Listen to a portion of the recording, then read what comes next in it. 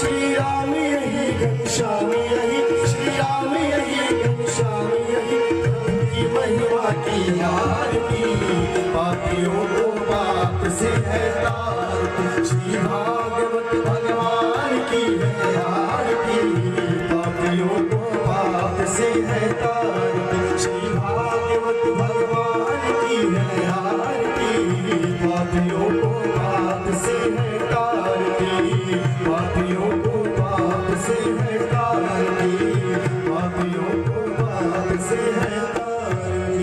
भोले भागवत भगवान की जय, व्यास महाराज की जय।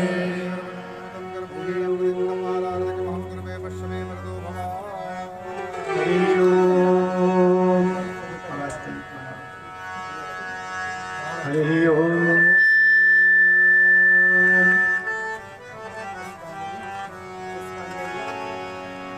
दक्षिणा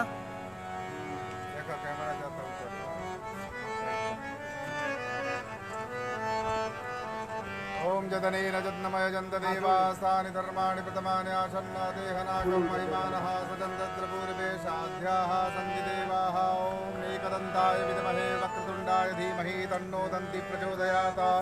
ओम नारायणाय विद्महे वासुदेवाय धीमहि वासुदेवाय धीमहि तन्नो विष्णु प्रचोदयात्।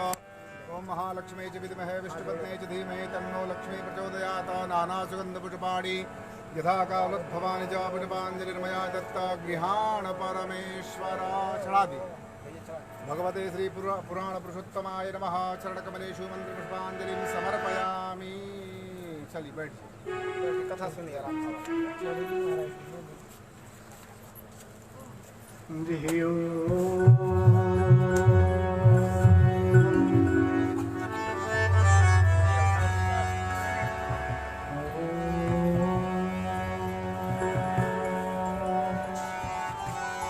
लक्ष्मी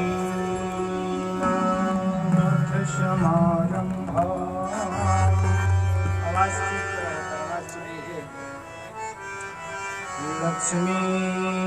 लक्ष्मीनाथ समारंभा नाथ मध्यमा अस्मदाचार्य पर्यन्ता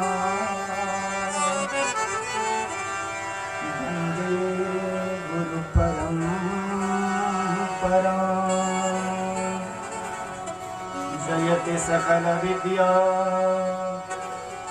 वाहिनी जन्मशैलो जनपथ प्रवृत्ति श्रांत विश्रांत शाखी निखिल कुमति माया सर्वरी बाल सूर्यो निगम जलधि बेला पूर्णचंद्रो यतीन्द्रः जो नित्यमच्युतपदाम्बुजयुग्मरुक्मा व्यामोहतस्तदितराणि तृणाय मेने अस्मद्गुरुर्भगवतोऽस्य दयैकसिन्धो रामानुजस्य चरणौ शरणं प्रपद्ये।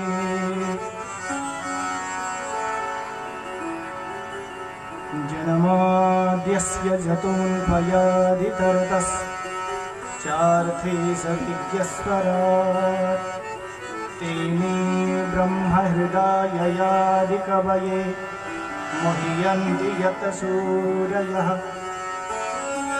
तेजो वारिमृदा यथा विनिमयो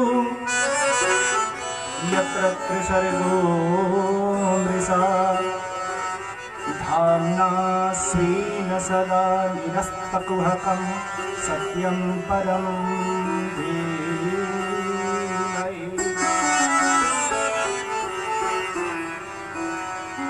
ओमस्मद्देशिकमस्मदीयपरमाचार्यान् गुरुन् श्रीमल्लक्ष्मणयोगिपुङ्गवमः पूर्णो मुनिजामुनं रामं पद्म विलोचनं मुनिवरं नाथं सठद्वेषिणं सेने संश्रियमिन्दिरा सहचरा नारायणं संश्रये।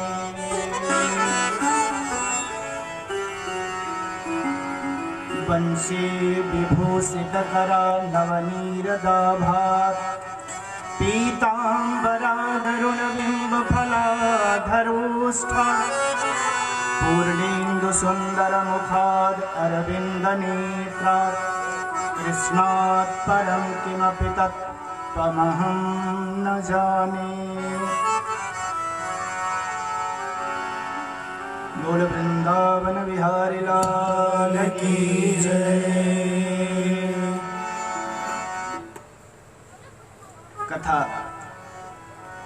कल से आगे कथा बढ़ाते हुए साथ में आज मैं कुछ कथाओं को सिलसिलावार तरीके से आगे बढ़ा के चौथे दिन भागवत के नियम के अनुसार चौथे दिन कृष्ण जन्म की कथा होनी चाहिए। तो कल हमारा चौथा दिन होता है और कल हमें किसी भी हाल में कुछ कथाओं को छोड़ करके कुछ प्रमुख कथाओं के तरफ आकर्षित करते हुए कृष्ण जन्म तक कल लेके चलेंगे। तो आज की कथा कल जो कथा हमने छोड़ी थी उसको आगे बढ़ाएंगे। इससे पहले कथा प्रारंभ करने से पहले भगवान नाम संकीर्तन कर लेंगे, इसके बाद फिर कथा प्रारंभ करते हैं।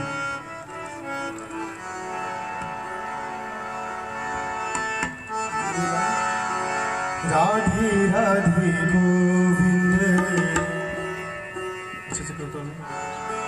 राधे राधे गोविंद गोविंद राधे जय। राधे राधे गोविंद, सब लोग गाएंगे, सब लोग राधे जय। राधे राधे गोविंद गोविंद राधे जय। राधे राधे गोविंद गोविंद राधे गोपाल राधे गोविंद राधे गोपाल राधे गोविंद राधे गोविंद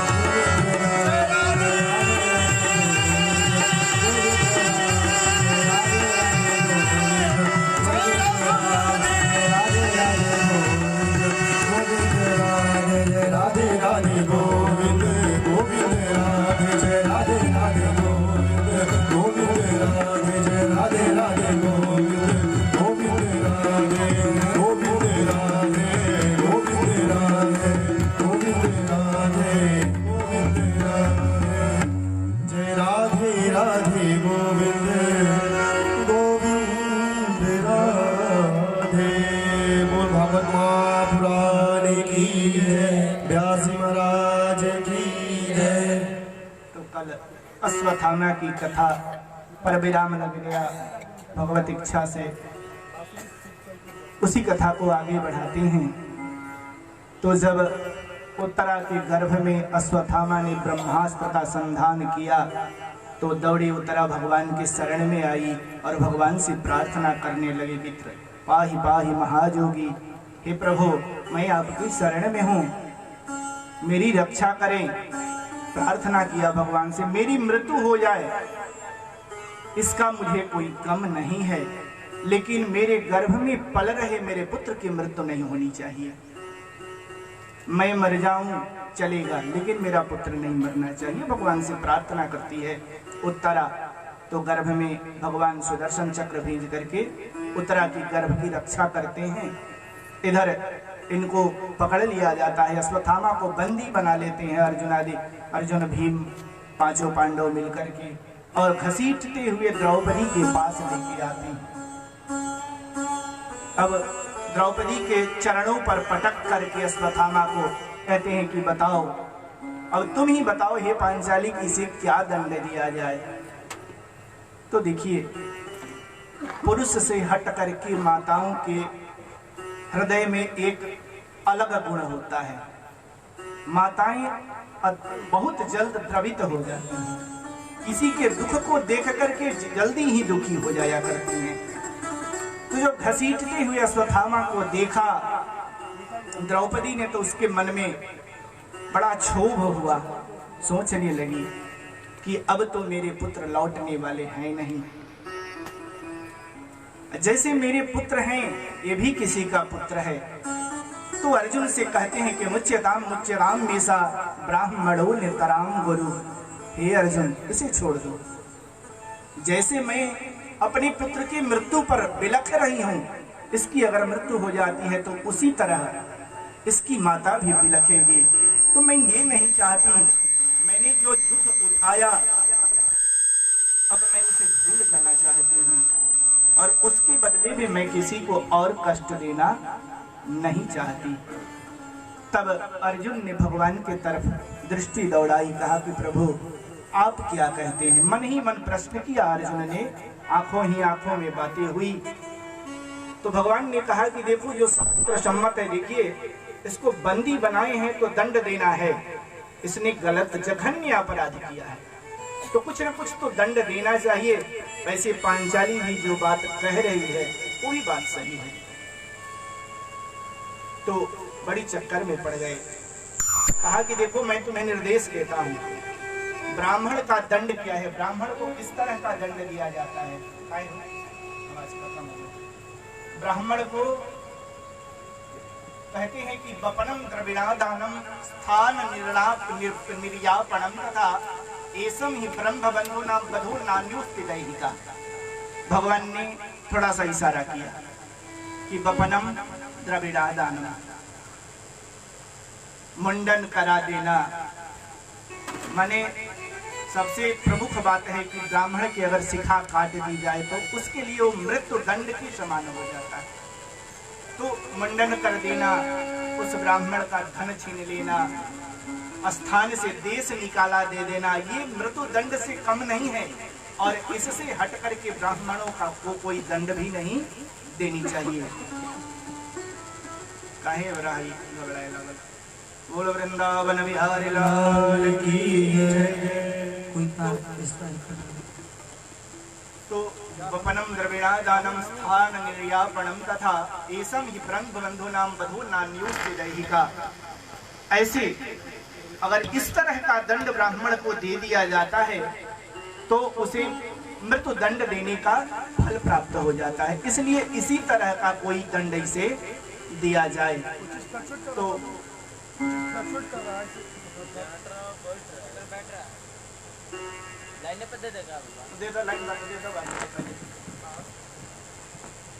बोल वृंदावन बिहारी लाल की जय। काढ़े से खा भैया।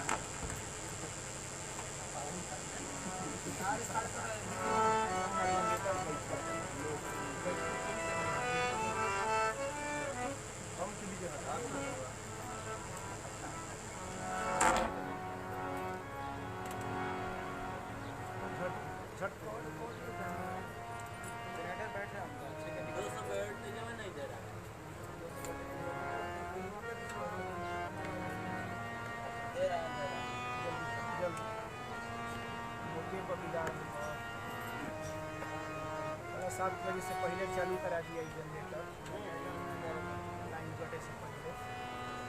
हाँ है बड़ा कंटिन्यूटर बढ़िया काम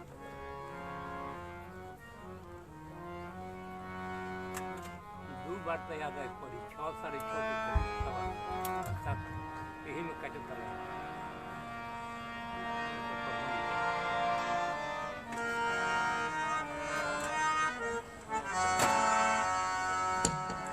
राधे राधे गोविंद गोविंद राधे जय राधे राधे गोविंद गोविंद राधे जय राधे राधे गोविंद गोविंद राधे जय राधे राधे गोविंद गोविंद राधे गोविंद राधे गोविंद राधे।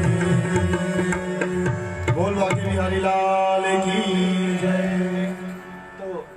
भगवान ने इशारा किया, इशारा के आधार पर अश्वत्थामा को दंडित किया गया।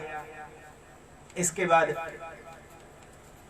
दंड क्या दिया गया अश्वत्थामा को, उसके सर के बाल को मुड़वा दिया गया और उसके मस्तिष्क में एक मणि था, जन्मजात उसे मणि की प्राप्ति थी। उस मणि के वजह से अश्वत्थामा को न भूख लगती थी न प्यास लगता था, वो मर भी नहीं सकता था, वो अमर था। उस मणि के प्रभाव से अश्वत्थामा अमर था। उस मणि को निकाल करके युधिष्ठिर जी के मुकुट में मढ़ दिया गया, यही दंड दिया गया अश्वत्थामा को। इसके बाद छोड़ दिया गया उसको। फिर समय चक्र आगे बढ़ता गया। इधर भगवान ने परीक्षित की रक्षा की जब गर्भ में, तो उसके बाद भगवान द्वारिका जाने के लिए उद्यत होते हैं, द्वारिका जाने की इच्छा करते हैं, सबसे विदा लेते हैं, सबको कुछ न कुछ सबसे कहे भगवान ने कि देखो इतने दिन हम लोग साथ रहे, अगर किसकी जब तुम सब जान ही चुके हो कि मैं साक्षात पर ब्रह्म हूँ, तो अगर मन में कोई इच्छा है, कुछ मांगने की इच्छा है तो आप लोग मांग सकते हो। बारी बारी से सबसे कहा, युधिष्ठिर से, अर्जुन, भीम, नकुल, सहदेव, सबसे कहा, लेकिन किसी ने कोई किसी चीज की मांग भगवान से नहीं की। कहा कि हे प्रभु आपकी भक्ति हमारे ऊपर बनी रहे, यही हमारे लिए सबसे बड़ा वरदान है। अंत में अपनी बुआ कुंती के पास भगवान कृष्ण गए और जाकर के उनसे कहा कि बुआ अब तो मैं जा रहा हूँ, द्वारिका के लिए प्रस्थान कर रहा हूँ, अगर तुम्हारी इच्छा कुछ हो तो तुम मांग सकती हो। कहा कि हे प्रभु, प्रार्थना करने लगी, रोने लगी कुंती। कहा कि मैं क्या मांगू, भले ही रिश्ते में तुम मेरे भतीजे लगते हो साक्षात नारायण, ये बात सब जानते हैं, मैं भी जानती हूँ, तो मैं क्या तुमसे मांगू, तुमने क्या नहीं हमें दिया है। कहती है कि विशान महाग्नि वनवास कृच्छतः, विशान महाग्नि पुरुषाद दर्शनात् असद सभायां वनवास पृच्छतः, मृधे मृधे नीक महारथास्त्रो द्रोण्यास्त्रचास मारे विरक्षिता। कहा कुंती ने कि हे कृष्ण, हे वसुदेव, तुमने क्या नहीं दिया। जब हम पर हमारे ऊपर कष्ट आया, तुमने उस कष्ट से निवृत्ति कराई हमारी। जब भीम को विष दिया गया, उस समय भी तुमने भीम की रक्षा की। विशान महाग्नि, लाक्षागृह में जलाने की कोशिश की गई, उस समय भी तुमने हमारी रक्षा की। विशान महाग्नि पुरुषाद दर्शनात्, उस समय तुमने दर्शन देकर के हमारी रक्षा की। असद सभायाम, जब द्रौपदी के सभा में द्रौपदी का चीरहरण हो रहा था, उस समय भी तुमने हमारी रक्षा की। उसके बाद जुआ में हार जाने के बाद, सारी संपत्ति राज्य काज सब हारने के बाद, जब हमको हमारे पुत्रों को वनवास दिया गया, 12 वर्ष का वनवास और 1 वर्ष का आज्ञातवास दिया गया, उस समय भी तुमने हमारी हर तरह से रक्षा की और सुरक्षा भी की। मृधे मृधे नेक महारथास्त्रो, जब जब कहती है कि जब जब हमारे ऊपर विपत्ति आई है, तब तब तुम हमारे सामने उपस्थित हुए हो। यहां तक कि जाने से पहले भी अश्वत्थामा ने जब ब्रह्मास्त्र उतरा के गर्भ पर चलाया तब भी आपने ही उसकी रक्षा की। तो अब हमें कोई वस्तु मांगने की इच्छा नहीं है। कहा भगवान कृष्ण ने कि बुआ फिर भी कुछ इच्छा हो, मन में इच्छा हो तो मांग सकती हो।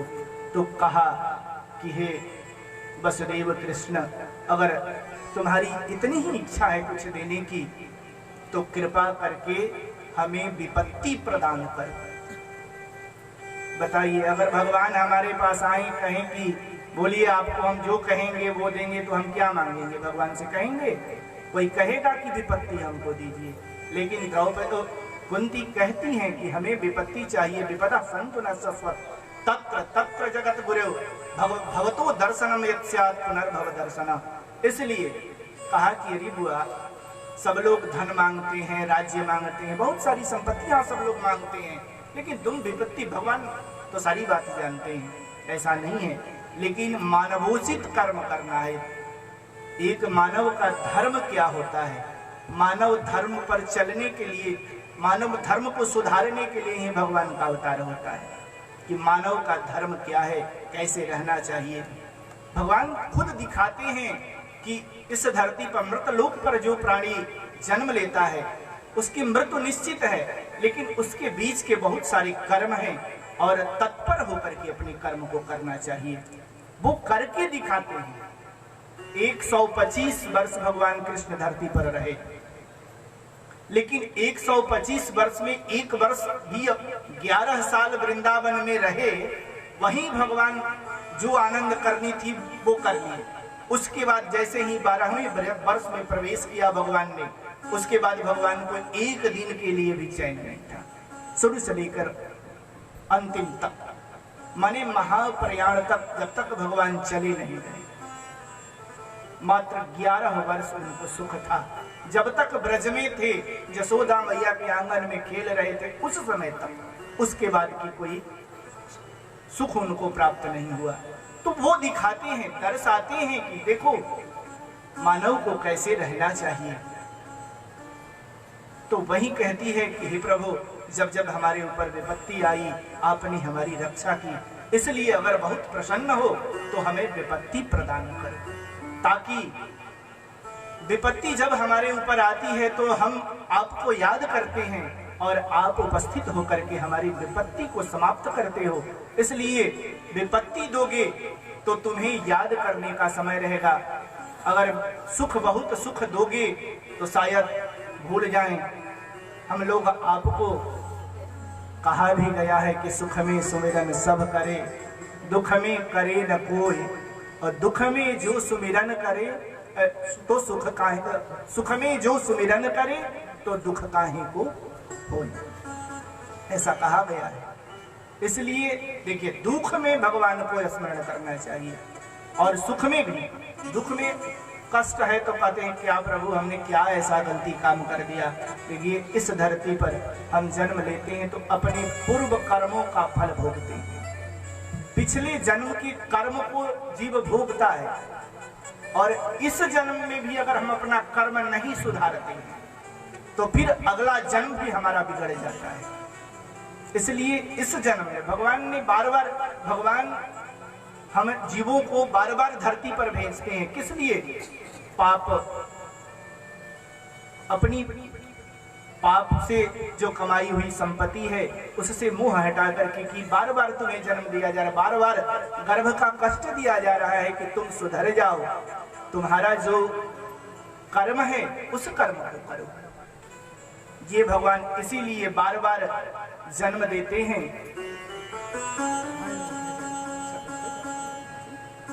तो बार-बार जन्म अगर न लेना हो तो भगवान के बताए मार्ग पर चलनी चाहिए। यही सिद्धांत है, यही शास्त्रों का मत है। तो इस तरह विपत्ति मांगी माता कुंती ने भगवान कृष्ण से। इसके बाद फिर भगवान ने कहा कि मेरा एक भक्त तो अभी बाकी रह गया, चलो उसका भी कल्याण कर देते हैं। उस समय उत्तरायण का समय हो चुका था। पितामह भीष्म उत्तरायण के इंतजार में थे कि जब भगवान सूर्य उत्तरायण को प्रस्थान करें, उत्तरायण में प्रवेश करें, तब मैं अपने शरीर का इस देह का त्याग करूं। ऐसा संकल्प था भीष्म पितामह के मन में। वैसे भी उन्हें इच्छा मृत्यु की वरदान थी, इच्छा मृत्यु उनको मिला था। उनके पिताजी ने उन्हें इच्छा मृत्यु का कि जब तुम्हारा मन करे तब ही तुम मर सकते हो, नहीं चाहोगे नहीं मरोगे। अगर इतना सरसैया पर, बाण की सैया पर सोए हुए भी पितामह भीष्म अगर चाहते तो जिंदा हो जाते, मरते नहीं। लेकिन वो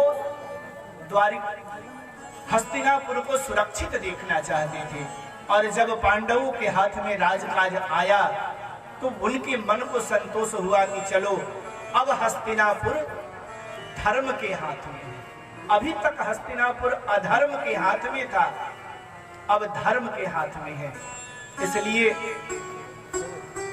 पितामह भीष्म उत्तरायण के इंतजार कर रहे थे। तो भगवान भी सोचा कि चलो अब जाते जाते एक काम ये भी करके ही चले। वहां पांडवों को लेकर के भगवान कृष्ण कुरुक्षेत्र में, जहां पितामह भीष्म सरसैया पर लेटे हुए थे, वहां पर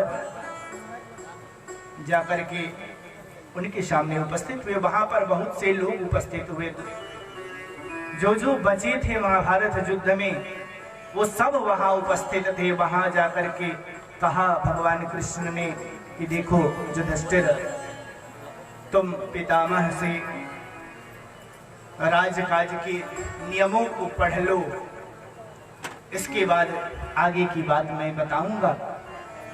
तो प्रार्थना करी युधिष्ठिर ने, प्रार्थना किया कि हे पितामह, कैसे राज किया जाए, गृहस्थ का धर्म क्या है, सारी बातें बताई, पूछा, प्रश्न किया युधिष्ठिर ने पितामह भीष्म से। तो विस्तार पूर्वक पितामह भीष्म ने वर्ण धर्म, आश्रम धर्म, भगवत धर्म और स्त्री धर्म आदि सारे उपायों को विस्तार पूर्वक बताया युधिष्ठिर को। इसके बाद कहा कि अब मैं संतुष्ट हूं और मैं अब संतुष्ट होकर के मर सकूंगा। हे प्रभु, अब आप हमें आज्ञा प्रदान करें। मैं बड़ा महत्व है, मानसिक पूजा करते हैं तो उसका महत्व अधिक है, इस पूजा से बढ़कर के मानसिक पूजा होता है। इसके विषय में मैं छोटा सा एक टुकड़ा बताता हूँ आप लोग। एक बार की बात है, एक सेठ जी थे, बड़े कृपण थे। जल्दी वो अपने जेब से पैसा या कुछ भी निकालना नहीं, किसी को कुछ देना नहीं चाहते थे। उनके पास अथाह संपत्ति थी। पूरे उस गांव के आसपास के गांवों में चर्चा थी कि अमुक सेठ बड़ा कृपण है। सब लोग कृपण के नाम से उसे जानते थे। तो शास्त्र कहता है कि कृपणस्य गतिर् नास्ति, कृपणों की गति नहीं होती है। तो विचार किया, एक महात्मा जी थे, संत हृदय नवनीत समाना। संत का हृदय नवनीत के समान होता है। तो सोचा संत जी ने कि सब लोग उसकी शिकायत करते हैं, अगर थोड़ा सा रास्ता इसका मोड़ दिया जाए, थोड़ी रास्ता दूसरी तरफ मोड़ करके की जाए तो हो सकता है कि ये सुधर जाए। संत जी उससे मिले, कहा कि भाई जजमान, मैं कई दिनों से भोजन नहीं किया हूँ, कृपा करके हमारे भोजन की व्यवस्था करो। ऐसा प्रार्थना करी। महात्मा जी ने तो, वो तो कृपण था, खिलाने वाला था नहीं। तो कहा कि ठीक है भाई, कहा कि हमारे पास तो कुछ है नहीं आपको खिलाने के लिए, इसलिए आप किसी और दरवाजे पर तलाश करें।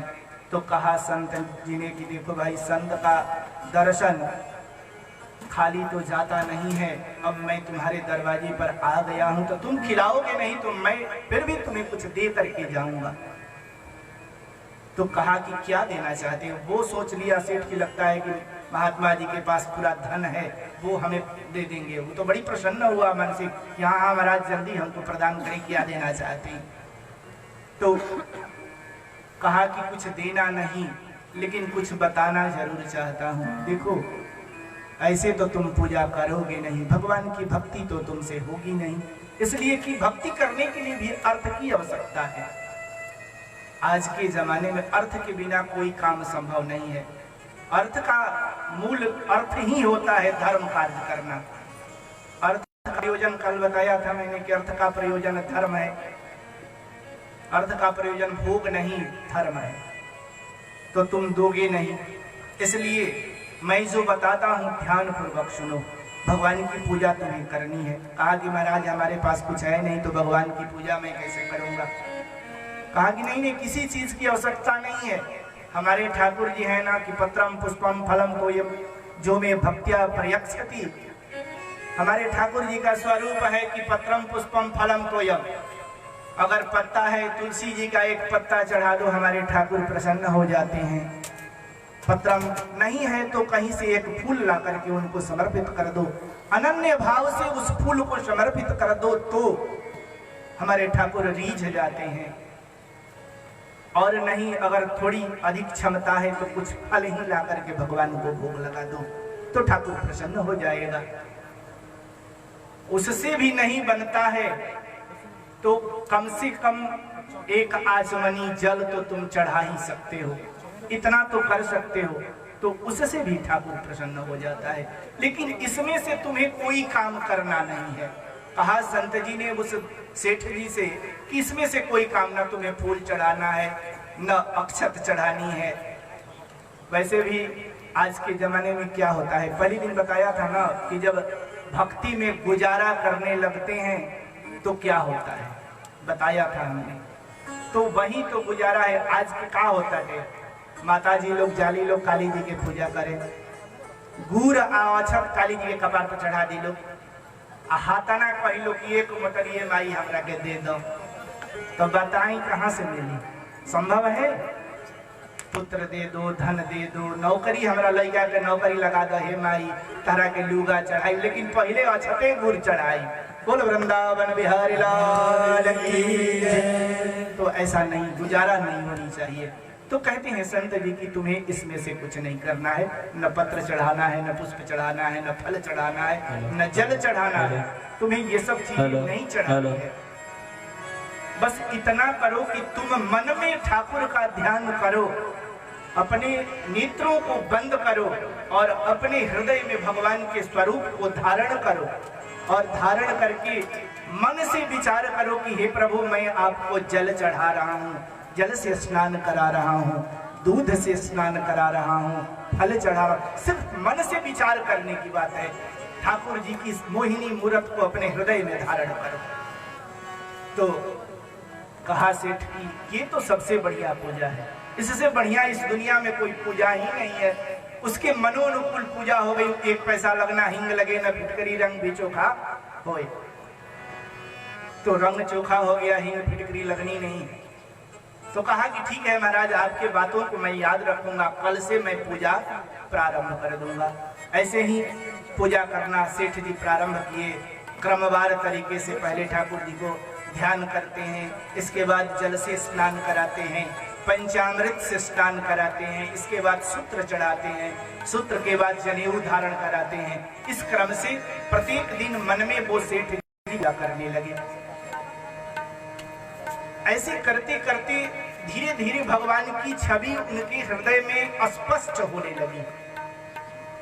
अब बिना मन में मानसिक पूजा किए सेठ जी को चैन नहीं था। जब तक सुबह उठ करके स्नान करके मानसिक पूजा नहीं कर लेते थे, तब तक उनके मन को शांति नहीं मिलती थी। इसी क्रम में बढ़ते बढ़ते गए तो सोचा कि हमारे ठाकुर भाई बालक हैं और दूध मक्खन हमारे ठाकुर को बड़ी प्रिय है। आज तक तो इतने दिन से मैं पूजा कर रहा हूँ, लेकिन अपने ठाकुर को मैंने दूध मक्खन नहीं चढ़ाया। तो आज की पूजा में जब मन से ही चढ़ानी है, तो आज मैं मन से अपने ठाकुर को दूध मक्खन जरूर चढ़ाऊंगा। तो वही भगवान के स्वरूप को हृदय में धारण किया सेठ जी ने। धारण करके उनका स्वरूप का ध्यान करके धीरे धीरे सारी वस्तुएं चढ़ाने लगे। तो सोचा कि पहले मक्खन दें या पहले दूध दें।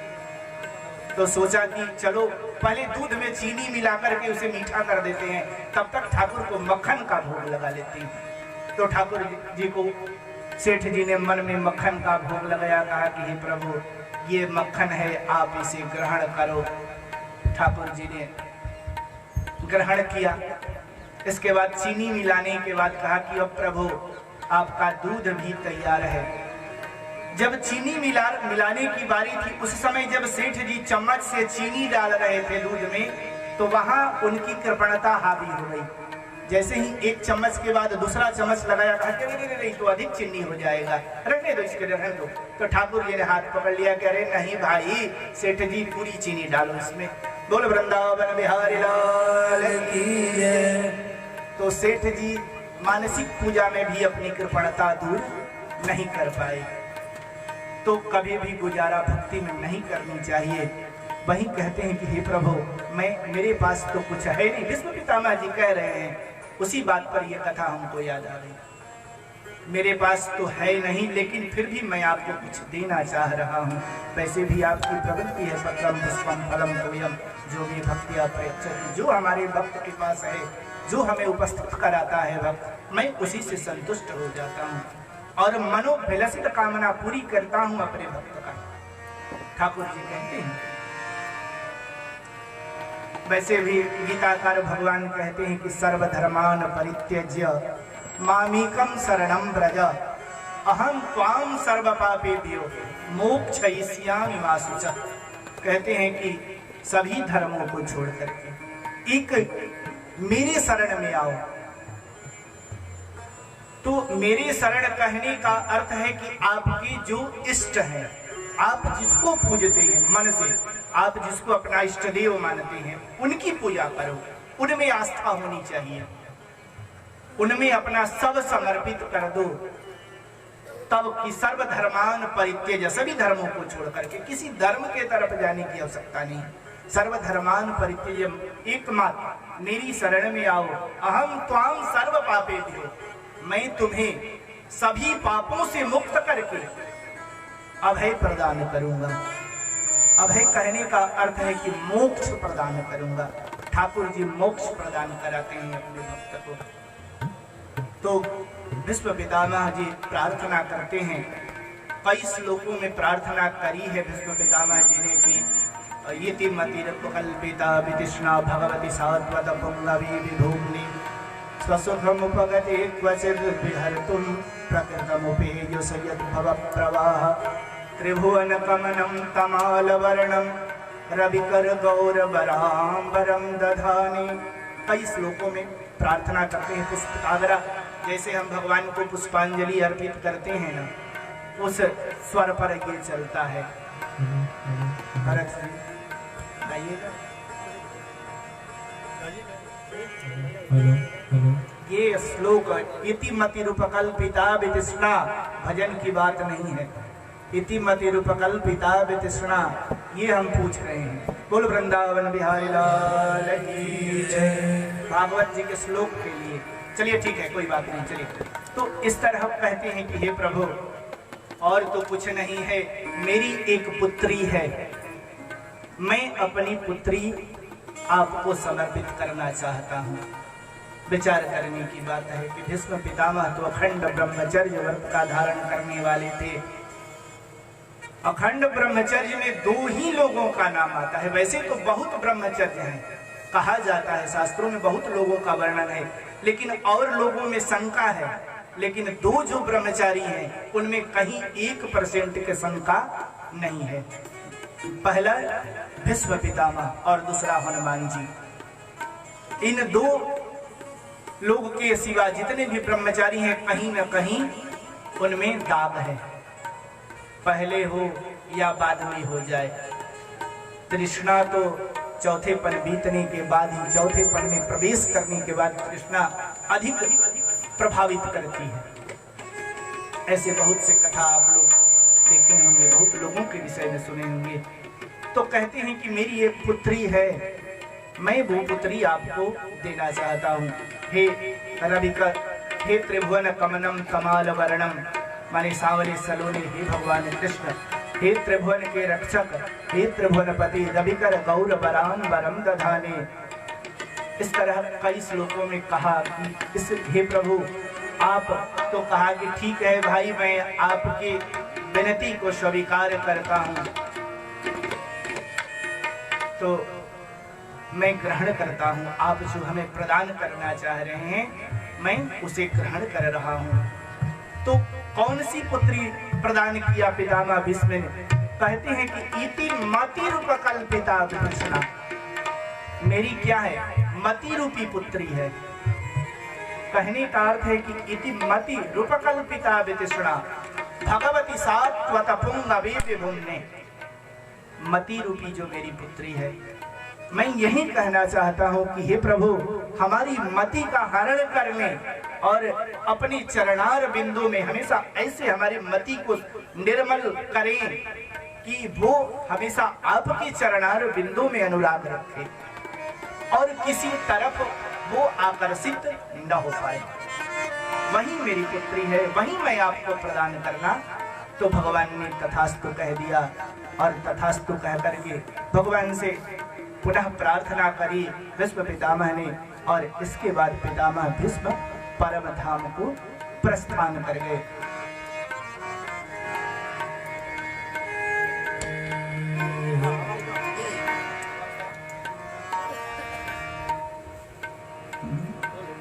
तब तक चलिए, तब तक चलिए। तो करें स्वामी जब प्राण तुमसे निकले, इतना तो करें स्वामी जब प्राण तुमसे निकले। गोविंद नाम लेके, गोविंद नाम लेके, गोविंद नाम लेके जब प्राण तन से निकले।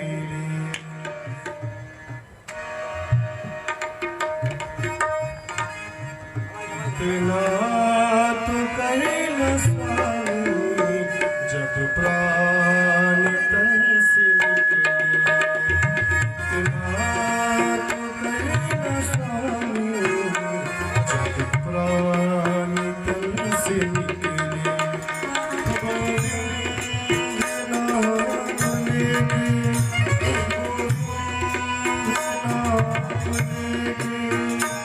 गोविंद नाम लेके, गोविंद नाम लेके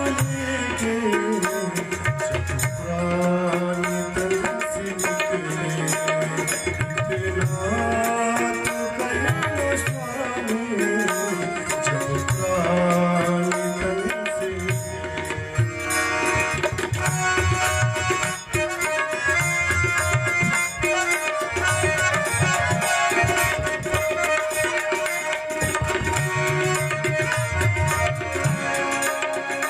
श्री गंगा जी का तट हो, यमुना का वंशी तट हो। श्री गंगा जी का तट हो, यमुना का वंशी तट हो। श्री गंगा जी का तट हो, यमुना का वंशी तट हो। मेरा सावला निकट हो जब प्राण तन से निकले। इतना तो करें स्वामी जब प्राण तन से निकले।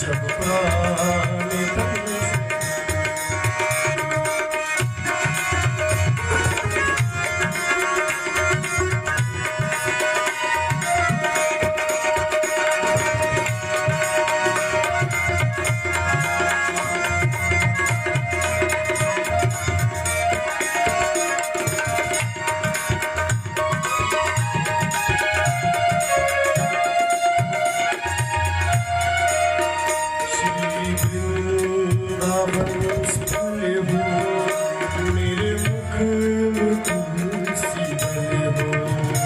श्री वृंदावन स्थल हो, मेरे मुख में तुलसी दल हो। श्री वृंदावन स्थल हो, मेरे मुख में तुलसी दल हो।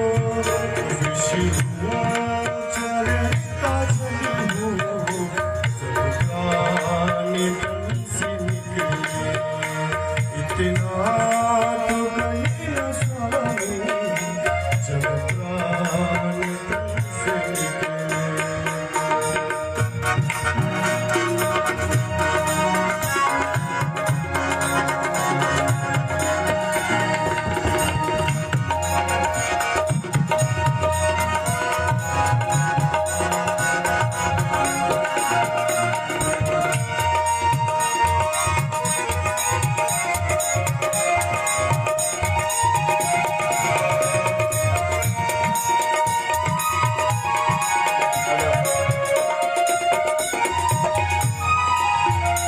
जब कंठ प्राण जावे, कोई रोग गम सतावे। जब कंठ प्राण जावे, कोई रोग गम सतावे। जब कंठ प्राण जावे, कोई रोग गम सतावे।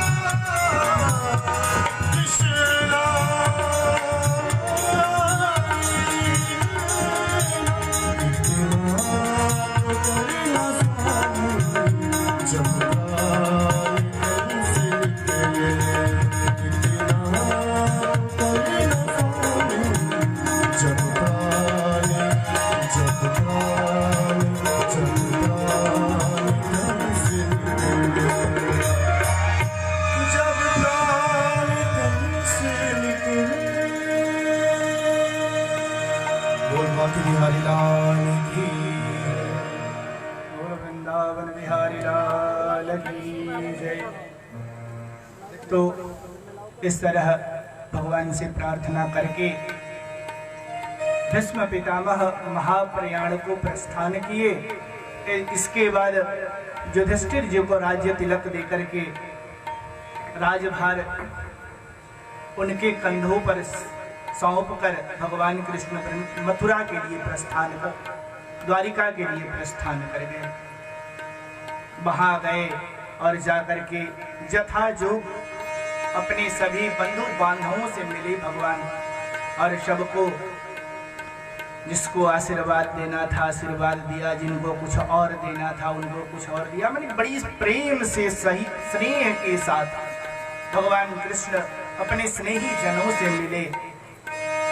इसके बाद फिर आगे की कथा बताते हैं। शौनक आदि ऋषियों को सूत जी कहते हैं कि उसके बाद जब भगवान कृष्ण द्वारिका को जा रहे थे उस समय अर्जुन उनके साथ गए, और अर्जुन जब गए बहुत समय व्यतीत हो गया।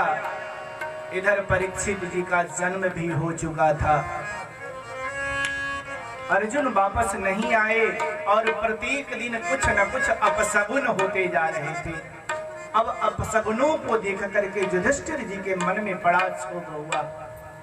सोचने लगे कि आखिर क्या होने वाला है, धरती पर प्रलय आने वाला है या धरती समाप्त होने वाली है, क्या बात है, इतने अपशगुन क्यों हो रहे हैं। मन में विचार कर रहे हैं, सोच रहे हैं। कहा कि अभी तक अर्जुन भी वापस नहीं आया, क्या कारण है, कृष्ण कैसा होगा, द्वारिका वासी कैसे होंगे, क्या बात है। कहीं न कहीं कुछ न कुछ तो है। बार बार अपशगुन होने का यही अर्थ होता है कि कहीं न कहीं कुछ घटित होने वाली घटना है। इन्हीं विचारों में खोए हुए थे। तब तक अर्जुन जी भी वहां से आ गए और सारी कथा, सारी वृतांत वहां की बताई कि भगवान ने हमारे कंधे पर कुछ जिम्मेवारी देकर के और कहा कि आज के 7वें दिन समुद्र में प्रलय आएगा और द्वारिका पूरी समुद्र में समाहित हो जाएगी। अतः हे अर्जुन, जितने भी हमारे परम भक्त हैं, जितने हमारे स्नेही हैं, उनको लेकर के आप प्रभास क्षेत्र में चले जाओ। लेकिन हे ज्येष्ठ भ्राता, ये काम भी मैं कर नहीं सका। जैसे ही भगवान ने प्रस्थान किया, ऐसा प्रतीत होने लगा कि हमारी अंदर शक्ति ही नहीं है, हमारी शक्ति किसी ने छीन ली। मैं अपने आप को इतना असहाय महसूस कर रहा था। कहा अर्जुन ने युधिष्ठिर जी से, तो युधिष्ठिर जी धर्म के ज्ञाता थे। उन्होंने विचार कर लिया कि अब हमें भी इस धरती को छोड़ करके चला जाना चाहिए। जब हमारे प्रभु ही नहीं रहे तो हम यहाँ रह करके क्या करेंगे। ऐसा विचार करके युधिष्ठिर जी ने परीक्षित जी को राज्य तिलक दिया, राज्य का भार सौंप करके, और अपने 5 पांडवों के साथ। मैं कथा को बहुत विस्तार से नहीं लेके चल रहा हूँ, थोड़ा सरपट घोड़ा के तरह सरपट दौड़ में लेके बोल वृंदावन बिहारी लाल, इसलिए कि कथा बहुत पीछे है और क्रमवार तरीके से अगर कथा कहें तो हमें कल कृष्ण जन्म की कथा कहनी है। कल हम कृष्ण जन्म की कथा नहीं कह पाएंगे, इसलिए थोड़ा थोड़ा सभी कथाओं को स्पर्श करते हुए। तो इस तरह परीक्षित जी का को राज्य तिलक दिया और अपने स्वर्गारोहण के लिए प्रस्थान कर गए। द्रौपदी सहित माता कुंती, द्रौपदी, 500 पांडव। इसके पहले कुछ और कथा है। विदुर जी आए प्रभास घूम करके, तो उन्होंने धृतराष्ट्र को बहुत धिक्कारा कि जिस पांडवों को कभी चैन से आपने खाने नहीं दिया, उसी के धन पर आज सो करके तुम खा रहे हो। तुमसे बड़ा निर्लज इस सृष्टि में कोई नहीं होगा। अतः जल्दी से यहाँ को छोड़ करके तपस्या के लिए वन में चले जाओ। बहुत कथाएं हैं पीछे अभी, लेकिन सभी कथाओं को नहीं कहते हुए प्रमुख कथाओं के तरफ। तो इस तरह वो लोग चले गए। परीक्षित जी का राज तिलक हो गया। परीक्षित जी दिग्विजय के लिए निकले और बहुत देशों को जीत करके जब वापस आए, बहुत धन संपदा लेकर के वापस आए। इसके बाद थके मांदे परीक्षित जी ने विचार किया कि चल करके कुछ मन को शांति के लिए, थकावट को दूर करने के लिए राजा पहले क्या करते थे? थकावट को दूर करने के लिए या तो संगीत की सभा लगाएंगे, नहीं तो जाकर के वन में अहेरी, हमने के अपना भाषा में कहा जला, मृगया करेंगे, शिकार खेलेंगे, तब उनके मन को शांति मिलती थी। तो कहा चलो आखेट करके आते हैं।